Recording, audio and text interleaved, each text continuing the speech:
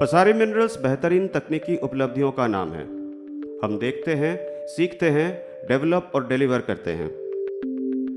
बढ़ती हुई आयरन और पैलेटाइजेशन इंडस्ट्री में रिफ्रैक्ट्री की अहमियत भी बढ़ रही है। सिर्फ भारतीय हकीकत के आधार पर हमने पैलेटाइजेशन इंडस्ट्री के लिए रिफ्रैक्ट्री पैकेज बनवाई है।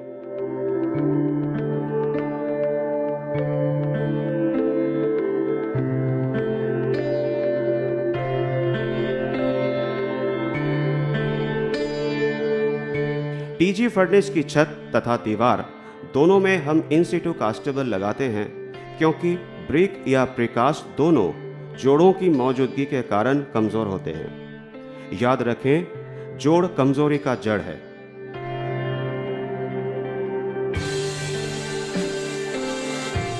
ज्यादातर टीजी की छत फ्लैट होने के कारण पूरे रिफ्रैक्ट्री का लोड छत पर हावी होता है।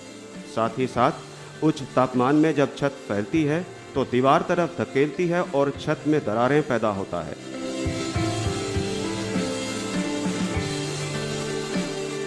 हम आर्च के आकार की छत बनाते हैं जिनसे लोड और क्रैक दोनों की गुंजाइश ही नहीं बचती।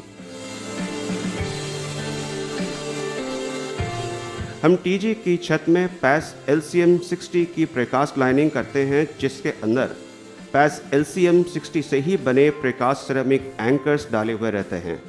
हर एक सिरेमिक एंकर के शेष भाग तक दिए गए SS310 से बने स्टील एंकर और SS304 से बने steel fibre in ceramic anchors को क्रैक होने से और बिखरने से रोकता है।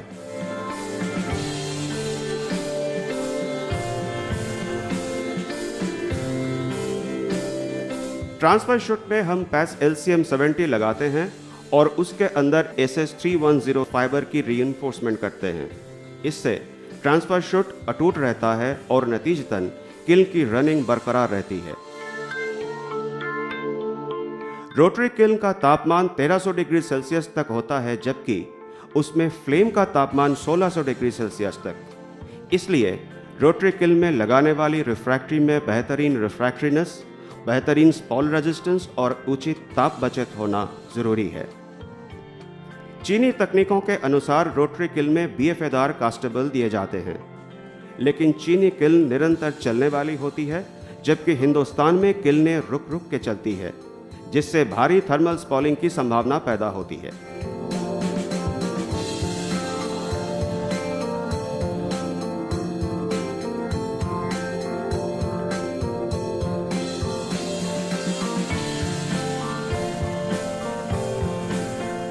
भारी स्पॉलिंग रोकने के लिए हम हिंदुस्तानी किल्नों में लो आयरन ऑक्साइड वाला कास्टेबल पैस EVEL-C 90T लगाते हैं।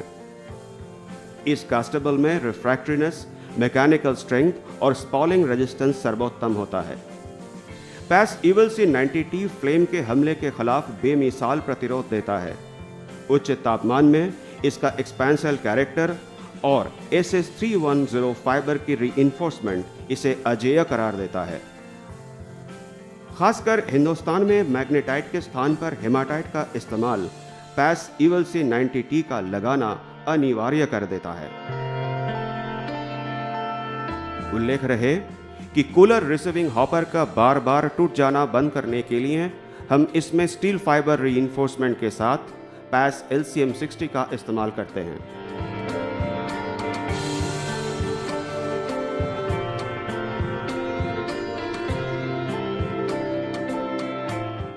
गर्म और ठंडी हवा का बारी बारी यातायात के कारण कूलर में ज़बरदस्त थर्मल स्पॉलिंग होती है।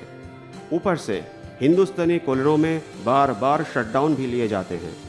इसलिए जबकि चीन में कूलर की रिफ्रैक्ट्री मुलाइट कोरंडम से बनती है, हम हिंदुस्तानी कूलर में सिंटर्ड मुलाइट से बने पैस LCM 70 लगाते हैं। सिंटर्ड मुलाइट स्पॉलिंग प्रतिरोधी होने के कारण पैस LCM 70 कूलर में बेहतरीन स्पॉलिंग रेजिस्टेंस पैदा करता है, जो कि बॉक्साइट या फायर क्ले ब्रिक कर नहीं सकते। यहाँ हमने प्रयास करी है गर्म और ठंडी हवा के वारंवार यातायात से बने खतरे का नज़ारा दिखाने का।